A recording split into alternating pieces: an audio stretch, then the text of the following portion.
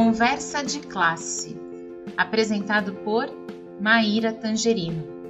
Aqui, mentes únicas se encontram em conversas plurais.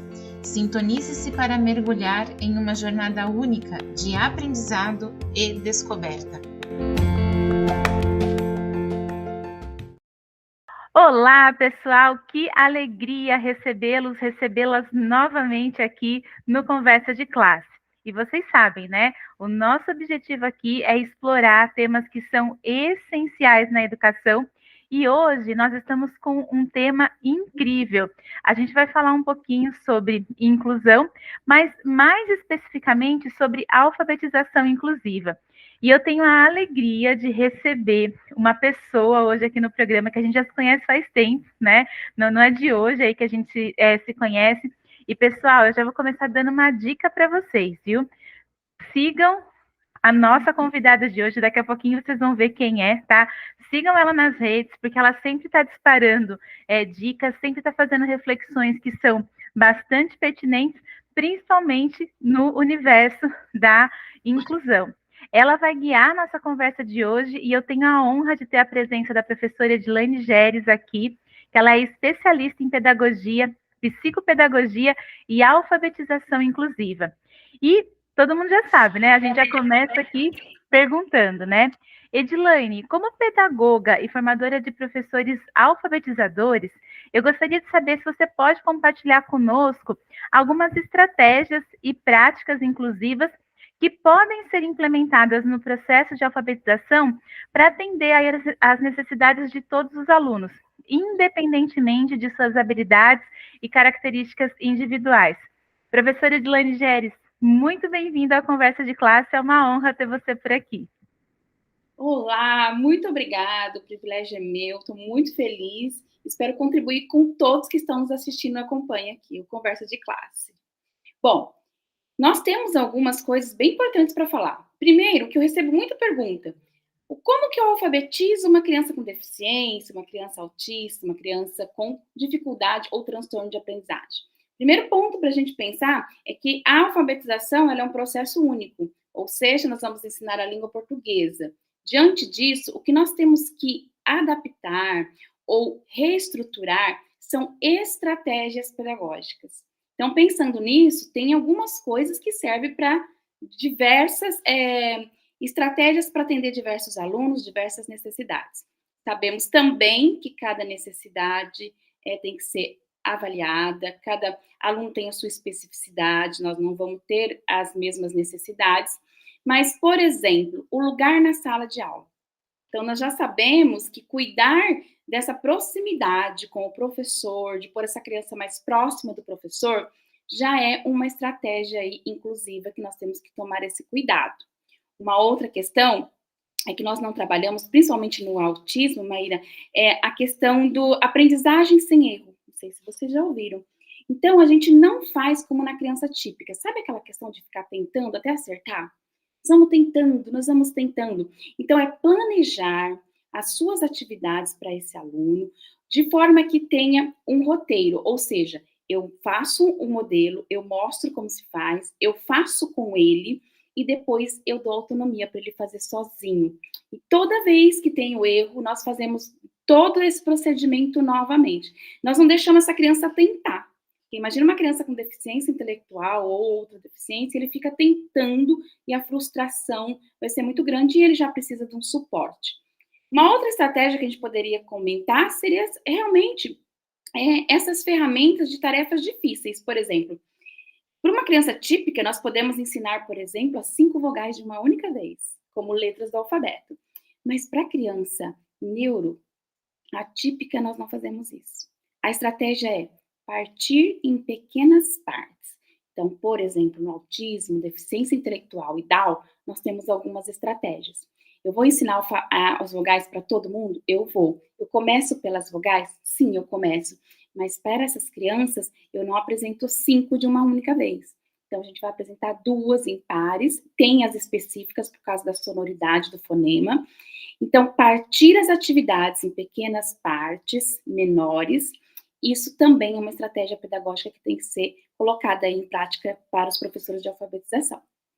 Usar checklist também, ou até visualmente, do processo que a criança tem que fazer em alguns conteúdos, em algumas atividades, também favorece e ajuda, porque visualmente essa criança vai olhar e ela vai entender em que momento do processo que ela está para ela executar começo, meio e fim de uma atividade.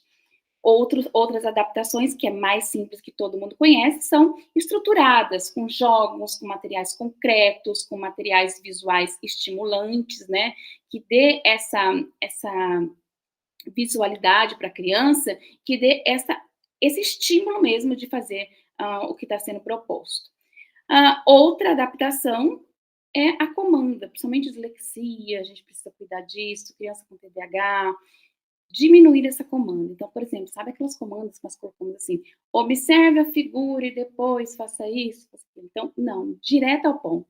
Circule a letra tal, pinte a letra tal, me entregue a palavra tal. Então, encurtar as comandas, ser objetiva, simples, direta, clara, facilita também. Fonte e espaçamento nas atividades. Alguns suportes, por exemplo, a gente pode usar não só o A4, a gente pode usar uma folha maior para usar. Não podemos deixar as tecnologias de fora, né? Então, oferecer para essas crianças aí tudo que tem de suporte tecnológico, digitação, comando de voz, né? Que possa favorecer e apoiar essa aprendizagem. Com uma criança, por exemplo, que não escreve. Então, nós temos muitas crianças que não são verbais. Como que a gente vai fazer? Não dá para alfabetizar? Dá sim, com outros recursos, né? Então, o teclado, material concreto, alfabeto móvel e a parte visual.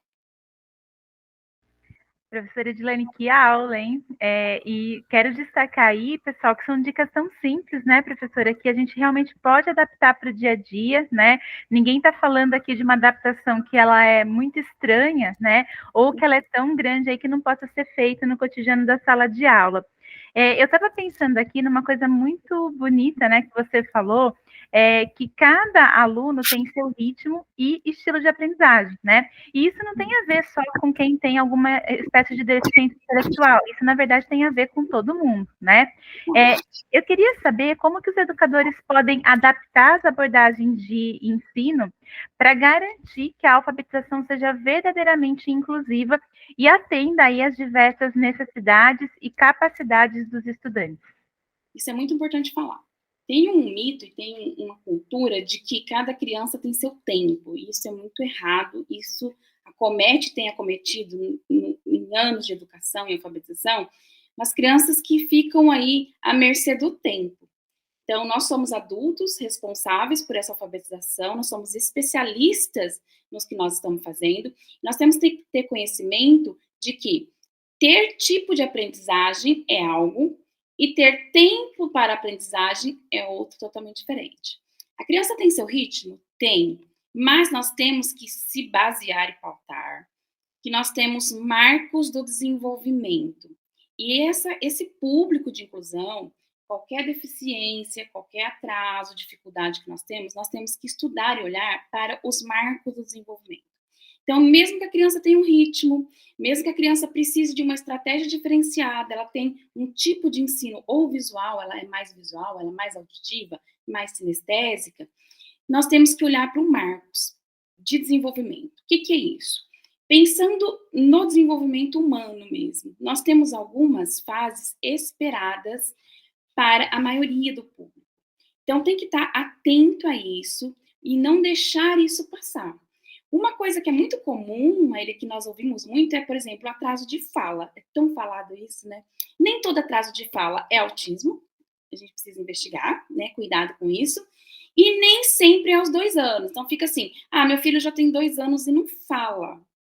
Só que, olha só que interessante, aos 2 anos de idade não é o começo da fala. É um marco muito importante. Mas aos 2 anos, a criança, vocês sabiam, já é esperado no marco do desenvolvimento que ela fale no mínimo 200 palavras e frases curtas.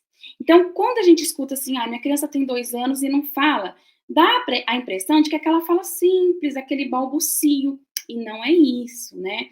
Então, tem que estar atento a isso, e qualquer atraso, mínimo que já comece, a gente tem que já encaminhar para um especialista, porque pode ser ou não, mas o que nós trabalhamos para garantir uma boa alfabetização, uma boa aprendizagem e um bom desenvolvimento? A precocidade. O que é isso? Quanto antes, melhor. Porque não precisa do diagnóstico. O diagnóstico, para nós, é meramente que a gente vai usar aí para entender um pouco mais essa criança e legal. Porque o laudo, o diagnóstico, dá direito a essa criança de algumas coisas. Mas antes mesmo disso, se já tem um atraso, a gente pode entrar com intervenção. Então, é esse professor garantir essas estratégias, garantir essa adaptação, esse acolhimento, esse olhar diferenciado para o ensino de qualquer aí, conteúdo ou fase que ela esteja na alfabetização. Ah, muito bom, um recado muito potente, né? Até mesmo, professora, aqui o nosso público é de docentes, né? Mas também nós temos muitas pessoas que estão se formando, né? Que assistem o nosso programa e ainda estão lá na graduação. Então, aí está um foco importante, né? Que elas podem levar aí para o dia a dia. Além disso, né? A gente sabe que alfabetizar uma criança com uma deficiência intelectual pode ser um desafio único aí na jornada de vários professores e professoras, né? Quais são as principais barreiras enfrentadas pelos educadores e educadoras nesse processo e como que você acha que a gente pode superá-las para promover uma alfabetização que seja verdadeiramente inclusiva? Nós precisamos pensar que, primeiro, é o conhecimento. Independente que é uma criança típica ou atípica, nós precisamos de conhecimento. Nós estamos falando aí de formação de professores, estamos falando desse formação desse profissional que está chegando. Eu também tenho público aqui que está chegando e vem buscar experiência nossa, e isso é muito bacana, né? Mas o conhecimento sempre. Então, buscar esse conhecimento com profundidade, porque no caso da inclusão, vai precisar de muito estudo e afinco mesmo, porque conhecer cada deficiência. Então, às vezes, a gente acha que já conhece alguma coisa, vem um aluno com uma deficiência totalmente nova, alguma coisa mais rara, e a gente precisa ir atrás dessa estratégia, né? E o que a gente precisa pensar mesmo é que essa matrícula está começando a vir cada vez mais. Nós temos índice aí de que nós tivemos, tem uma fonte publicou esses dias dados novos de que essa matrícula aumentou mais de 41% de 2019, começando na educação infantil. Então, esse conhecimento para incluir. E a inclusão precisa ser mais discutida. Nós estamos num momento muito bom que o digital, que a internet, os recursos tecnológicos nos permite isso, como nós estamos fazendo aqui agora, tão distantes e tão perto, tão juntos, né, tão colaborativos, mas incluir não é só colocar a criança dentro da escola. Então, nós ainda estamos no momento de brigar, né, infelizmente, aí nessas discussões mais acaloradas, por direitos que já são direitos, nós não teríamos que estar nesse patamar, né? Então, essa é uma grande dificuldade do professor dentro da sala de aula, mas isso também é uma grande dificuldade do gestor da escola, por falta de outras questões de políticas públicas inclusivas, por falta de recursos, por faltas estruturais, mas algo que não depende tanto disso, que é uma coisa maior, que eu acredito e eu busco, Maíra, que foi por isso que eu cheguei nessa área também, foi quando eu recebi meu primeiro aluno de inclusão. Eu não sabia, eu ia na gestão, eu ia em coordenação, não conseguia me ajudar para suprir aquilo que eu estava precisando, e eu vou buscar. E é isso que a gente tem visto os professores fazer. E isso é lindo de ver, né? Então, assim, buscar conhecimento para essa inclusão. E eu sempre falo, não gosto de professor de mimimi, porque se a gente for apontar os problemas, a gente não faz mais nada. Mas eu preciso fazer alguma coisa para mudar. Então, eu olho para aquela criança, independente do sistema, independente do que a gente tem, que você falou no começo, são coisas tão simples de adaptar que a gente consegue fazer. Mas se cada um fizer mais a sua parte e a gente apontar menos, eu acho que a gente consegue bons resultados. Eu acredito muito nisso. Ah, perfeito, né? Que mensagem linda, né? E a gente está aqui também pelas crianças, né? Porque acho que é exatamente por isso que a gente vai buscando cada vez mais conhecimento e cada vez mais essas trocas, né? Eu sempre falo aqui, professora, que o objetivo, né, do Conversa de Classe é a gente trazer vários olhares e várias visões de professoras como você, que estão fazendo a diferença aí no dia a dia de crianças, né? E que a gente precisa compartilhar essas informações para se fortalecer, né? É assim que a gente cresce, né? Isso não é romantizar, mas então você está me mostrando. Não, eu tenho mais de 30 anos de sala de aula, eu já vivi muita coisa que vocês viveram também. Se a gente for conversar, tem muita afinidade, mas é uma postura nossa. Eu acredito na postura do profissional, na postura do professor, e como você disse, olhar humano. Eu estou olhando aquela criança. Se eu não fizer por ela algo, quem vai fazer? Né? Então eu penso muito e acredito muito nisso. Exatamente. E eu achei muito interessante esse dado que você trouxe, né, de dizer que as matrículas elas estão aumentando, porque gente é isso mesmo, né? O lugar dessas crianças também é na escola, né? O lugar delas está assegurado por lei e a gente quer exatamente isso, que aumente mesmo, porque é importante que elas tenham, né, esse contato com a escola. E eu estava pensando aqui, né, à medida que a gente avança para esse futuro cada vez mais inclusivo, quais que você acha que são as tendências, né, mais promissoras aí na alfabetização inclusiva? E o que você observa na sua prática diária e na sua experiência como formadora de professores que pode indicar aí essas tendências? Bom, a tecnologia nós não podemos deixar de fora, tanto para o professor quanto para o aluno, né? Aí nós temos uma grande questão, porque enquanto professores mais ativos aí, que têm mais tempo de carreira, pela idade mesmo, então muitos professores perdem de conhecimento para os próprios alunos, então essa formação do professor também tem que ser cuidada, tem que buscar, e isso apoia muito a gente, e deixa claro que quando a gente fala de tecnologia, eu não estou falando de acesso só à internet, né? Então, é muito errôneo ainda esse conceito de que, tecnologia, então o professor fica assim, não tem nem Wi-Fi na escola, não tem internet. Não é isso, né? Nós temos muitos recursos de textura de papel, de material adaptável, por exemplo, de ponteiro de pega de lápis, e tantos outros recursos, né, que a gente consegue aí. Então, a tecnologia sempre a favor, não tem como a gente voltar atrás e negar isso, né? Sabemos que o uso excessivo de tela é comprometedor, mas ficar sem também não dá. Como tudo na vida, é o bom senso para tudo, né? Então, eu acredito muito nisso. E essa dimensão que a internet, que esse meio digital nos dá. Porque muitas discussões são pertinentes e possíveis em âmbitos maiores, se a gente pensar, mundiais, inclusive, né? Então, quanto mais pessoas participando, e o meu propósito aqui na rede, até a minha frase é espalhar conhecimento. Então, qual é a maior riqueza que você pode me dar, que eu posso te dar, que nós podemos trocar? É o nosso conhecimento. Ninguém tira de você, ninguém tira de mim, e não custa nada, né? Ou quase nada. Então, espalhar conhecimento, eu acredito muito nisso. E a tecnologia nos ajuda nisso, né, nesses recursos. E estamos em pautas muito propícias e quentes de momento, de alfabetização, de educação, de melhoria, de desenvolvimento, e isso eu acho que é potente. E nós temos que estar envolvidos nisso, participar mais, porque não dá para cobrar se você não participa, você também tem que estar envolvido nas causas. Exatamente. Professora Edilane, muito obrigada por compartilhar com a gente, né, por espalhar hoje o seu conhecimento aqui para a gente, né, fez valer aí a frase que você usa no seu dia a dia. Agradeço muito a sua presença, é uma honra recebê-la, né, e com certeza fica aqui o convite para voltar outras vezes, né, porque inclusão a gente sabe que é um assunto que não é uma questão de estar em alta, mas é uma questão de ser necessário, né, a gente precisa falar desse assunto sempre, né, para a gente, de fato, crescer aí em conhecimento. E, pessoal, a gente se vê no próximo Conversa de Classe.